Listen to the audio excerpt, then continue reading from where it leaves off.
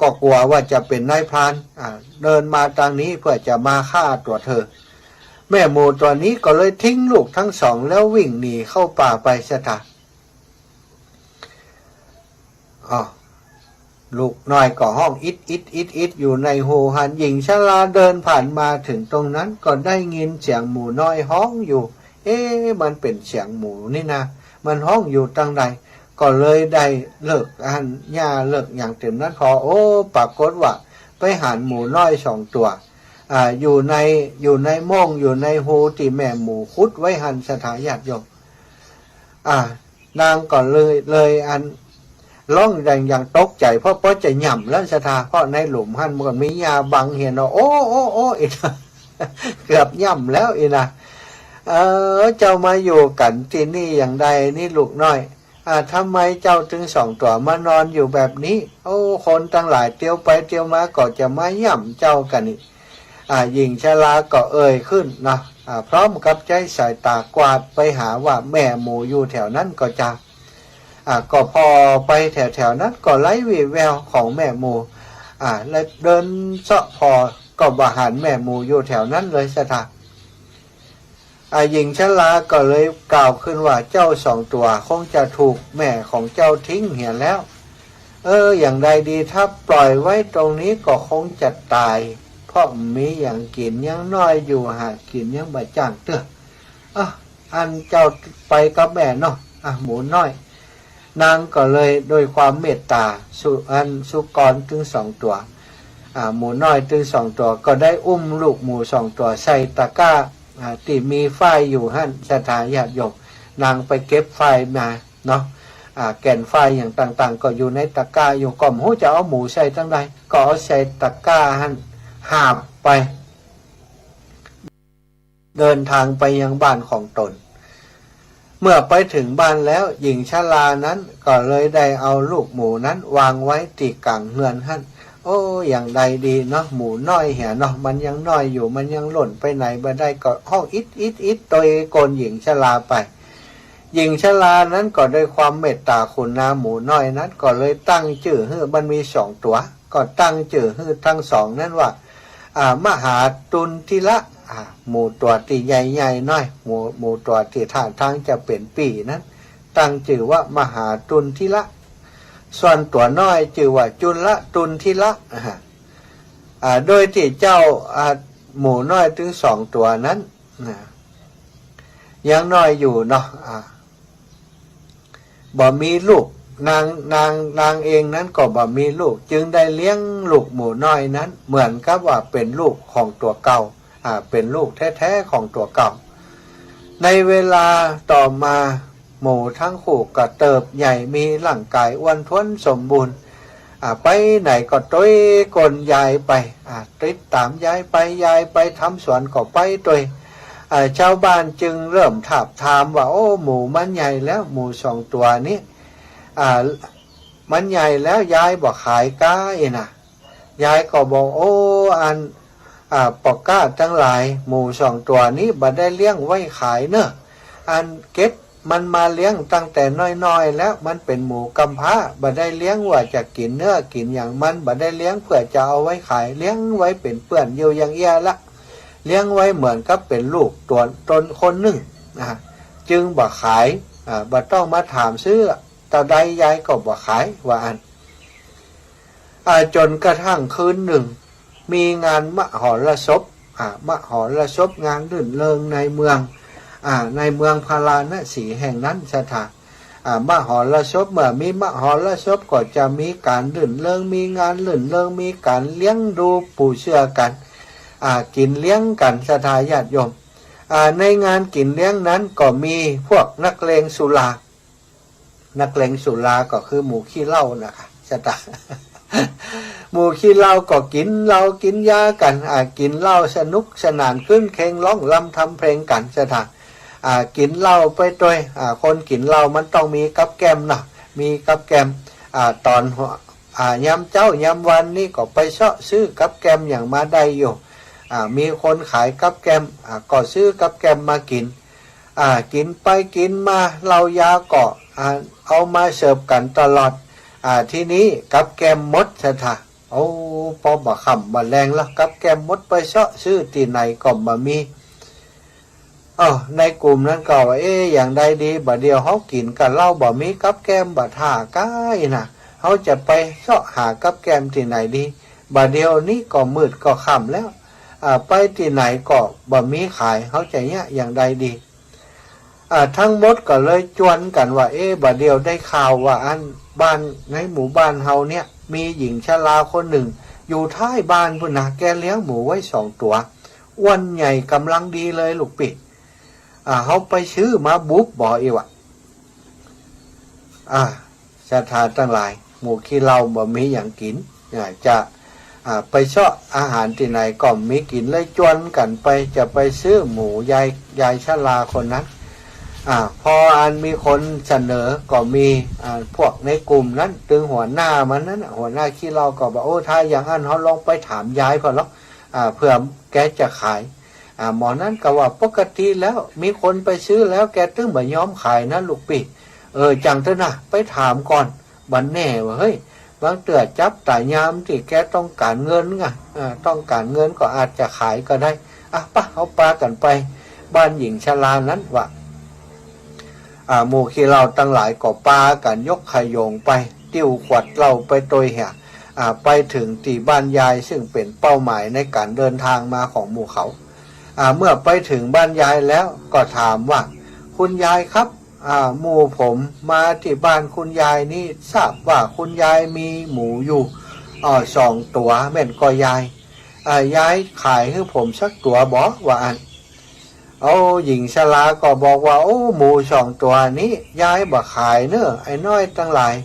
อันยายเลี้ยงมันมาเมินแล้วตั้งแต่น้อยๆพุ่นแล้วบ่ได้เลี้ยงไว้ขายบ่ได้เลี้ยงไว้กินเลี้ยงไว้เป็นลูกเป็นเต้าเลี้ยงไว้เป็นเปื้อนมันก่อนหน้าฮักหน้ามันบ่ลึกบ่ให้อย่างเลี้ยงง่ายยายบ่ขายเนื้อบ่ละยายฮักมันเหมือนลูกเหมือนหลานพวกนักเลงสุราทั้งหลายก็อ้อนวอนยายว่ายายมี2 ตัวแล้วขายให้ผมตัวหนึ่งมันก็ยังเหลือแหมตัวอยู่แล้วยายผมเอาตัวเดียวต่ออันนะยายว่ะอ้อนวอนอยู่อย่างอันยายก็ตึ้งบ่ใจอ่อนตึ้งบ่ยอมยายบอกว่ายายบ่อาจจะขายได้เพราะยายฮักมันยายอินดูมันบ่ให้ไปเชาะที่อื่นเถอะบ้านคนอื่นเขาอาจจะขายนะแต่ของยายจะได้ก็ตึ้งบ่ขายว่าอันพวกนักเลงสุราเหล่านั้นบ่จังเนี่ยจะได้ก็เลยบอกจวนกันว่าอันยายยายบ่ขายก็เป็นยังวันนี้อากาศเย็นแล้วก็เป็นงานมหรสพตัวยายอันเหล้าของผมนี่เป็นเหล้าชั้นดีนะเหล้าชั้นเลิศยายจิ้มพอสักหน่อยจะได้หายหนาวนะยายว่าอันจู้ยายคนนั้นอันกินเหล้าติดตัวเก่าเอาไปนั่นนะจุตัวบังคับตัวยายก็บอกหุ้ยยะจะได้ก็เลยลองจิบสักหน่อยก็ได้วะเอาไปเอามาสตาไอ้หมูนั้นก็มอมยายกันเมื่อยายกินแล้วหมูนักเลงนั้นก็เอาเหล้าให้ยายกินติ๊กๆนะแล้วก็กินจนยายเมาแล้วสถานเมื่อยายเมาแล้วหมูนั้นก็ถามเรื่องหมูแอบสถานยายขายหมูให้ผมเถอะเนาะไหนเขาก็เป็นหัวอกเดียวกันแล้ว เดี๋ยวถ้าผมบุ๊บแล้วนะไปปิ้งแล้วจะเอามาสู่ยายเนี่ยว่าก็ไม่เอาสตังใส่มือยายไว้ยายก็เมาเหล้าสถานสลืมสลือก็ฮับสตังหมูนั้นมานะก็เลยว่าเอาอย่างอีก่อนแล้วกันถ้าเธอจะเอาเนี่ยเอาหมูตัวนี้ไปเนอะบ่เอาหมูตัวน้อยเอาตัวหมูตัวน้อยนี่ไปหญิงชรารับเงินเอาไว้แล้วก็เลยบอกว่าหลานยายบ่อาจจะฮื้อสุกรที่เมื่อมีชื่อว่ามหาจุนทิละได้พวกแกจงพากันเอาจุนละจุนทิละไปเถอะแล้วหมูตัวที่ยายนะมันอยู่ที่ไหนละยายหมูนั้นก็ถามยายก็บอกปุ้นมันอยู่ที่ก่อไม้ก่อปุ้นเธอไปเอาเถอะว่าอันหมูนั้นก็ว่ายายหมูผมเขานี่บอกหู้จักกับหมูนะหมูมันก็บอกหู้จักกับผมถ้าผมเข้าไปหามันก็จะหล่นหนีอันนั้นก็ยายจ่วยห้องมันมาจิมละผมจะได้ยับถูกว่ามันเป็นตัวใดแน่เจ้าพวกนั้นก็จะมายายก็บอกว่าเอาอย่างอีก่อนแล้วกันยายจะเอาอาหารให้มันยายก็เลยเอาอาหารให้มันแล้วก็ห้องมันมา พวกนักเลงทั้งหลายก็อันคอยถือเจือกถือบ่วงอันรอให้หมูตัวนั้นออกมาขณะนั้นเองหญิงชรานั้นก็เอาอาหารจัดใส่รางเทเข้าไปติดรางไว้ไกลประตูแล้วก็ได้ยืนอยู่ใกล้ๆแล้วก็ห้องหมูเหล่านั้นหมูตัวนั้นออกมานักเลงก็ถือบ่วงในมือไว้สถานจากนั้นหญิงชราก็ได้เรียกอันหมูน้อยว่าลูกจุนละตุนทีละออกมากินข้าวเตอลูกจุนละตุนทีละออกมากินข้าวเตอลูกว่าอันในขณะนั้นมหาตุนทีละหมู่ตัวปี้นั้นได้ยินเสียงนั้นแล้วก็หูว่าจะต้องมีอะไรอย่างเกิดขึ้นแน่ก่อนหน้านี้แม่บ่เคยเรียกจุนละตุนทีละก่อนตนเลยจะเรียกตนก่อนเพื่อจะให้ออกไปกินข้าวหรือว่ามีอย่างก็แล้วแต่แม่จะห้องตนก่อนเสมอแต่วันนี้นี่แปลกว่าแม่จะได้เรียกน้องก่อนเนาะเมื่อเป็นอย่างหมูน้อยตัวนั้นหมูผู้เป็นปี้นั้นก็เลยบอกให้หมูตัวที่เป็นน้องหมูตัวที่เป็นน้องนั้นว่าน้องไปพอแล้วไปพอ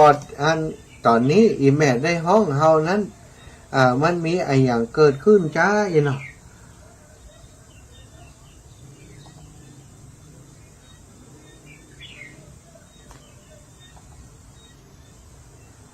ศรัทธาญาติโยมตอนนี้ไฟดับเนอะไ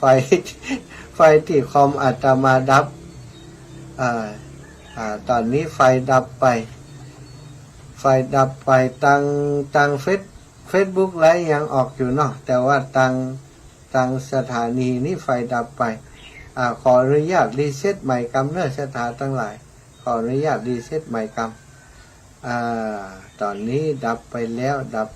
วรีเซ็ตใหม่กำเนอกำลังเล่านิทานอยู่ไฟดับไปซะท่า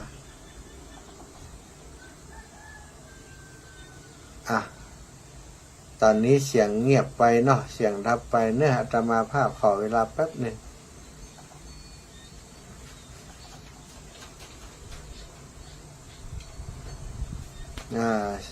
ศรัทธาญาติโยมที่ฟังอยู่ตังไลฟ์สดก็จะได้ยินอยู่แต่ว่าคนที่เพิ่นฟังตังลิงก์เนาะตังลิง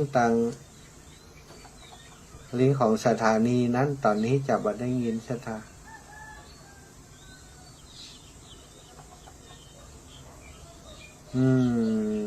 ยุ่งละเนอะยุ่งแล้ว รอกรรม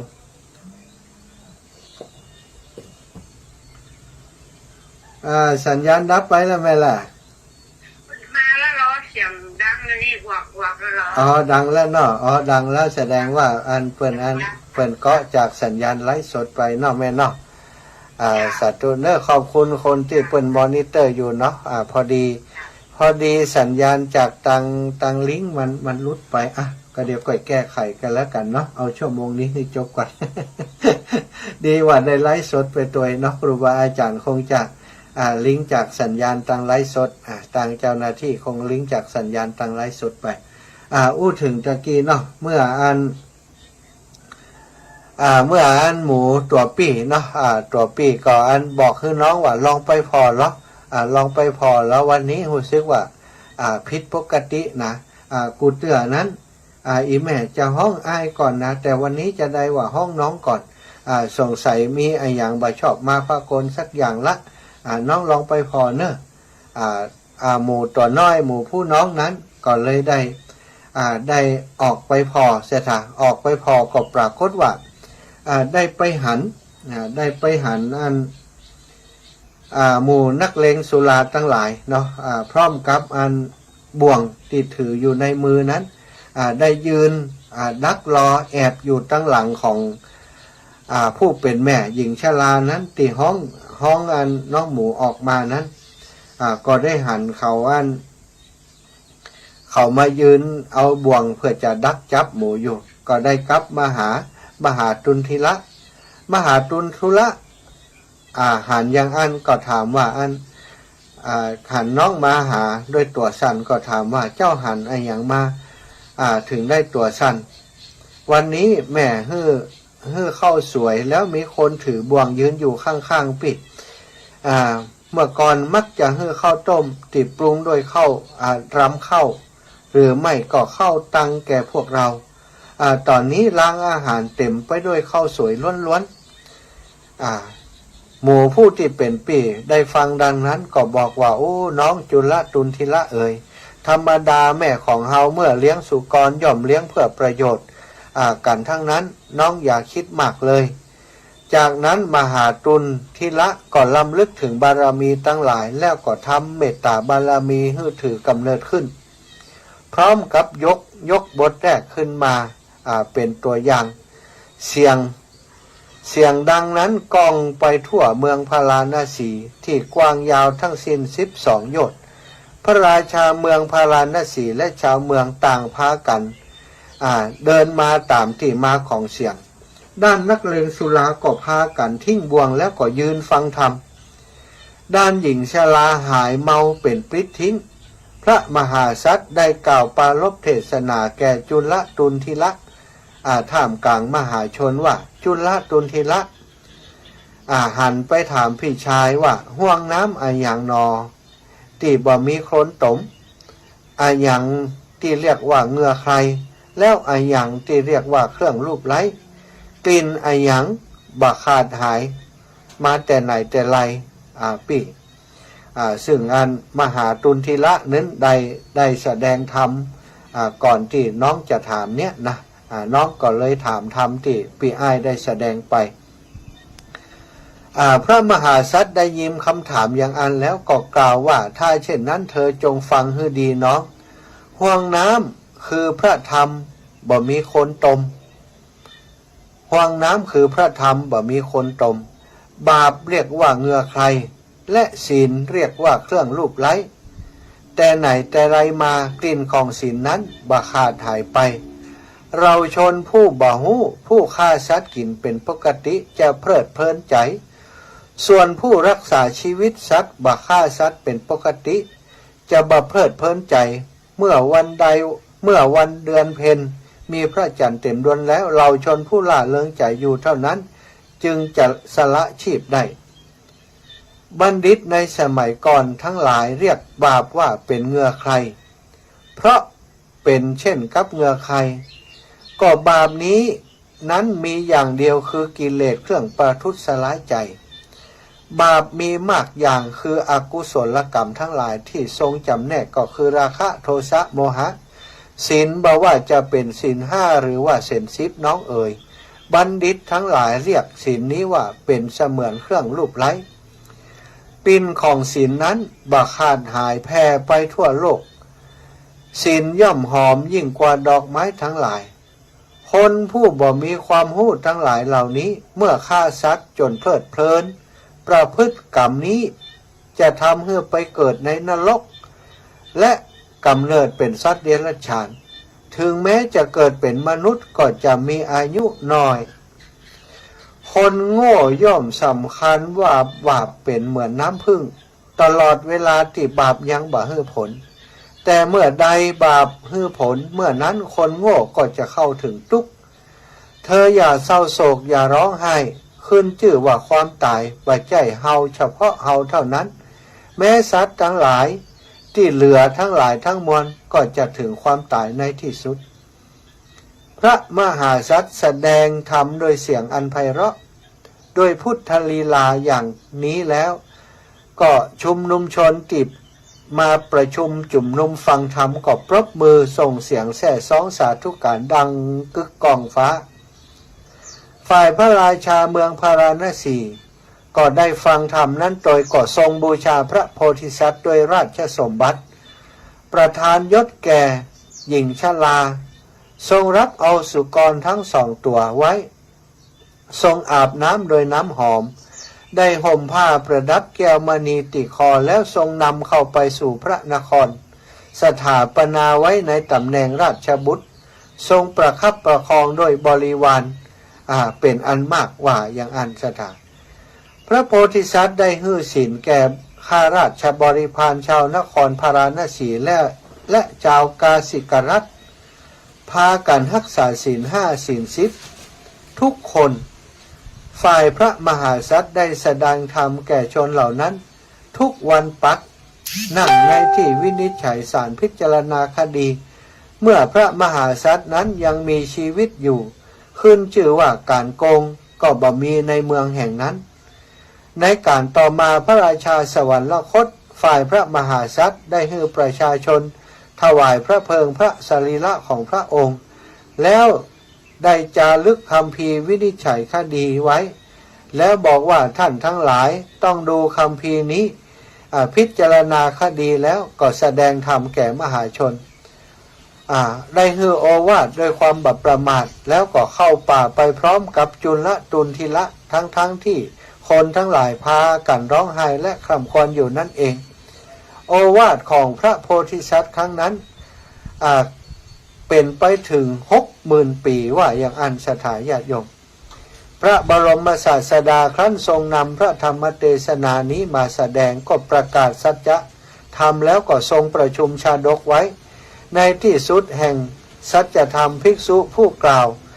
ผู้กลัวความตายนั้นก็ได้ดำรงอยู่ในโสดาปัตติผลพระราชาในครั้งนั้นได้แก่พระอานนท์ในบัดนี้จุลตุนทิละนั้นได้แก่ภิกษุผู้กลัวตายบริษัทได้แก่พุทธบริษัททั้งหลายส่วนมหาตุนทิละก็คือพระตถาคตหรือว่าพระพุทธเจ้าส่วนหญิงชรานั้นก็คือมารดาของพระราหุลว่าอย่างนั้นอันนี้ก็คือเป็นชาดกที่พระพุทธองค์ได้เล่าโดยพระองค์เองเกี่ยวกับเรื่องภิกษุผู้มีความกลัวตายสถานพระองค์ก็เอาเรื่องในอดีตมาเล่าให้ฟังจนภิกษุรูปนั้นคลายความกลัวตายพิจารณาในธรรมที่พระพุทธองค์ทรงแสดงแล้วก็ได้เป็นพระอริยบุคคลชั้นโสดาปัตติผลสถานเอาละศรัทธาตอนนี้ 18:48 นาทีเนาะก็เป็นเวลาที่จะมอบเวลาให้กับศรัทธาญาติโยมแบ่งปันกันคือศรัทธาญาติโยมได้โทรมามาเอ่ยกันเนาะ0808844173เนอะ0808844173สำหรับอันเรื่องราวของการรอเตียนเข้าวสากระเดียวช่วง20 นาฬิกาเนาะช่วง20 นาฬิกาอาตมาภาพได้เข้ารายการต่อเนาะได้เข้ารายการต่อก็จะได้นำมาเล่าให้ศรัทธาญาติโยมได้รับฟังต่อก่อนแล้วกันเนาะ20 นาฬิกา19 นาฬิกาถึง20 นาฬิกาก็ยังอยู่ด้วยกันอยู่เนาะศรัทธาญาติโยมแล้วในช่วงนี้ก็จะแบ่งปันเวลาให้ศรัทธาญาติโยมได้โทรเข้ามามาเอ่ยกันเนาะ0808844173 0808844173ใครสะดวกที่จะโทรเข้ามามาจากันเนาะก็โทรมามาจากัน กันได้เลยตอนนี้ 18:49 นาทีเนาะ 0808844173เนาะศรัทธาญาติโยมทั้งหลาย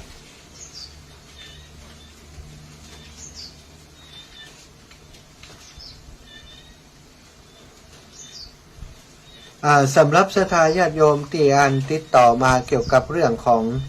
การหลอดเตียนเข้าวสารเนาะซึ่งจะทำกันในวันที่15 กรกฎาคม 2566 เดือนหน้าเนื่องศรัทธาปล่อยแม่ทั้งหลายท่านใดที่อยากจะร่วมบุญในครั้งนี้แต่ว่าบ่สามารถจะเดินทางไปร่วมบุญได้ก็สามารถนะโอนปัจจัยผ่านมาทางเลขที่บัญชีธนาคารของ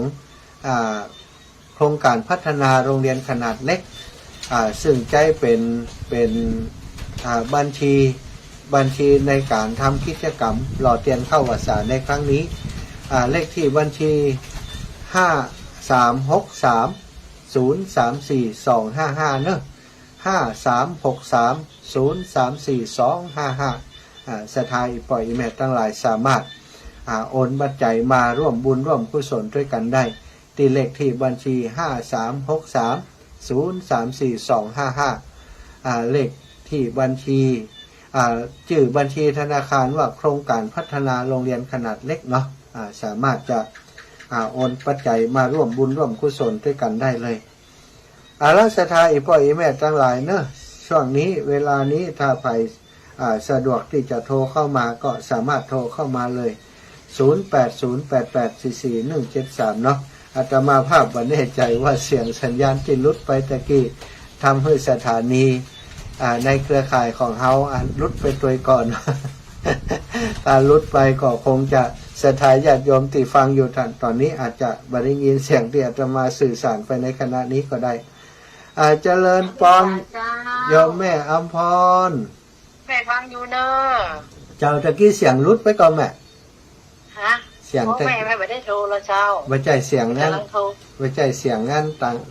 วิทยุตอนเนื่องกะว่าอันอย่างไรลุดไปเจ้า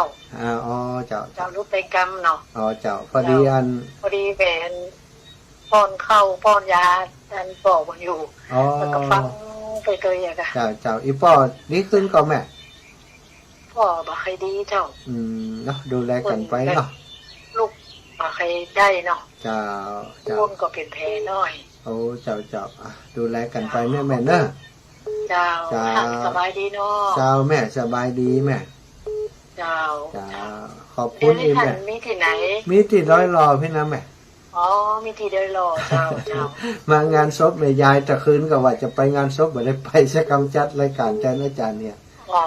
เจ้าสาธุนะแม่เนอะเป็นกำลังใจนะเจ้าสาธุบุญฮักษาอีแม่เจ้าสาธุเจริญปอนโยมแม่ฟองเมืองมาล่าบ้านนาน้ำมันแม่ฟองเมืองมาล่าบ้านนาน้ำมันอีแม่ฮับแล้วนะอีแม่กำลังฟังวิทยุเสียละก้าพอได้ฟังเจ้าพูดเลยจะโตวันนี้กับคนมาหอมนี่ก็ได้หลายคนนั่นละหน่อยละกันมันหน้าก่อนถ้าถึงเวลามีเวลาใดก็จะได้โอนไปเงินเด้อเจ้าใกล้ๆก่อนก็ได้เนื้อแม่เนอะบัดต้องรีบต้องมันได้นักคำน้อยเนาะเจ้าเขียนไปเรื่อยๆจะไปเช่าหาโคมกันก่อนเปิดฟังวิทยุถ้าเปิดฟังเปิดก่อนถึงอันเปิดถึงไข่หอมเปิดถึงจะมาบอกให้แม่เนาะอีแม่อยู่ใกล้บ้านไผ่พ่องใกล้บ้านอย่างพ่องบ้านนาน้ำมันติดกับบ้านอย่างพ่องแม่มันอยู่ลูกบ้านนาบัวมาหาบ้านนาน้ำมันบ้านนาน้ำมันเนี่ยเป็นจึกแล้วเจ้าหล่ะติดดอยกันแม่ไก่อยู่มันไก่ไปหาจากกำแพงตรงหลงมันไก่มาข้ามตรงไปแหมกำกันเจ้ามันไก่นี่มันบ้านเฮากับบ้านเฮาว่ากับบ้านเฮานี่อะไรบ้านนาน้ำมันเนาะใครไปแอลหาอีแม่เหมือนกันนะนาน้ำมันเด็ดช่วงนี้ที่แรกว่าจะไปแอลนั่นน่ะวันจันทร์ว่าจะแอลจะออกไปเดินไปทางนาน้ำมันนี่โอ้มาติดงานนั่นของอุ้ยมอนนี่ฮะอุ้ยบุญอุ้ยมาเหมือนได้หนักมันเป็นแก่มันเป็นอย่างแล้วแม่เนาะไว้โอกาสต่างๆเป็นอย่างจะได้ก็จะได้ติดต่อกันจะแยกพระอาจารย์เจ้าถ้ามีเวลาถ้ามีรถมีลาก็อาจจะไปแอลหาอยู่ใครหันมาได้ใครหันนาเป็นน้ำมันอย่างไรใครหันนาน้ำมันเมื่อก่อนมีน้ำมันจะเปิดถึงเรียกว่าน้ำมันน่ะมันมีเจ้าเพราะว่าเป็นงานเป็นของเจ้านายที่ยังเป็นการเจิญบ้านเจิญเมียงจะอย่าเจ้าละเปิ่นมาไปบ้านเวียงเหนือแต่เปิ่นมาย่างตะวันมีเข้าไม่ใหญ่นี่ไม่จะเขียนไม่ใหญ่ละเปิ่นว่าอันเจ้านายเนี่ยเปิ่นมาย่างทาน้ำมันหวีผมน้ำมันนี่แล้วก็ไปบ้านเวียงเหนือเจ้าเปิ่นทาน้ำมันเนาะเป็นน้ำมันที่เห็นเนาะเปิ่นทำหวีผมทาน้ำมันอยู่นี่แต่งตัวอยู่นี่แล้วก็ไปบ้านเวียงเหนือเป็นปัจจุบันเป็นเมียงแต่วันเดียวพุ่นเจ้าเนาะเจ้านายสมัยก่อนเนาะต้องบันไดเดือน9เดือน5ก็ไปหากันนะไปกินอันนี้กันแต่ไปเงินไปถอยกันเจ้าดีโอ้ประวัติดีลูกนี่ฮะประวัติเข้าท่านี่เนาะวันไหนจะไปแอวหาแม่เนอะจะโดนแล้วฟังจังหวัดนะพระอาจารย์เจ้าโอ้ดีละขอบคุณอีแม่หลายแม่ฟองเมืองมาล่าบ้านนาน้ำมันเนาะสาธุเนอะแม่เนอะสาธุแม่ฟองเมืองมาล่าเนาะ ตะกี้ได้อู้ถึงเรื่องราวของเลขที่บัญชีธนาคารเนอะเสถาญาติโยมอีปอยอีแม่ทั้งหลายของบัญชีธนาคารของโรงเรียนขนาดเล็กเนาะเปิดใจเป็นบัญชีหลักในการทำกิจกรรมครั้งนี้เลขที่บัญชีก็5363034255เนอะ5363034255เนาะเอาแล้วในช่วงนี้อาตมาขอพักเบรกแห่งกรรมนะเสถาญาติโยมก่อนที่ดูเวลาแล้วเดี๋ยวจะต้องเข้ารายการแห่งช่วงหนึ่งเนาะวันนี้นะจะเข้ารายการก่อนสักหน่อยกัน สักหน่อย1 ชั่วโมงเป็นงงนะเป็นงงนะตอนนี้ตะกี้นี้เข้ารายการเวลาน่าจะเป็น17 นาฬิกาเห็นแล้วก็สถาญาติโยม ปกติจะเป็น18 นาฬิกานะที่จะต้องเข้ารายการแต่ที่ตะกี้นี้รู้สึกว่าจะเข้า17 นาฬิกาตอนนี้ก็ขอให้ศรัทธาญาติโยมได้ฟังธรรมคิตาต่อแห่งสักเพลง2 เพลงเนาะในช่วงที่ตั้งสถานีจะเข้าสู่สปอตโฆษณานะ